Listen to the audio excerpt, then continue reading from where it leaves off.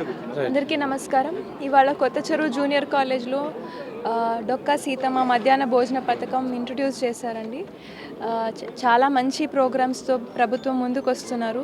ముందు స్కూళ్ళ వరకు మాత్రమే పరిమితమైన ఈ స్కీమ్ని ఇప్పుడు జూనియర్ కాలేజీలకి, జూనియర్ పిల్లలకి కూడా అందచేయడం అంటే చాలా చాలా మంచి ప్రోగ్రామ్ ఇది.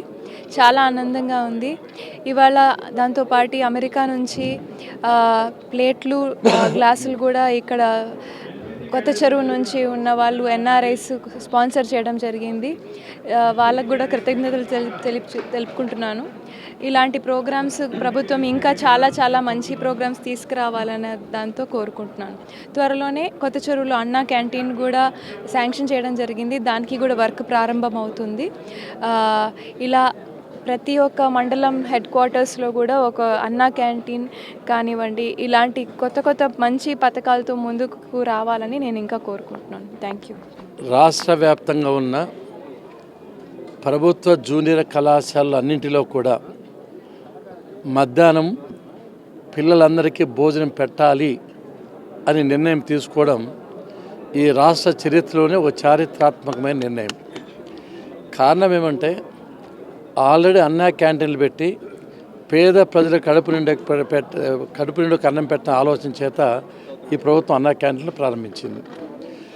ఆల్రెడీ మధ్యాహ్నం భోజన పథకం స్కూల్ పిల్లలకు వర్తింపజేస్తున్నాం. ఈ ఇంటర్మీడియట్ పిల్లలకు వర్తింపజేయడం వల్ల తల్లిదండ్రులకు కొద్దిగా బాధ తగ్గుతుంది. పొద్దున్నే వంట చేయడము, పంపించడము, క్యారియర్లు కట్టడము, పిల్లలకు కూడా టెన్షన్ తగ్గుతుంది. చదువుకునేందుకు ఎక్కువ అవకాశం ఉంటుంది. కాబట్టి కొన్ని వందల కోట్ల ఖర్చు అయినప్పుడు కూడా ఈ ప్రభుత్వం విద్యార్థుల పట్ల చిత్తశుద్ధితో అంకిత భావంతో పనిచేస్తుంది.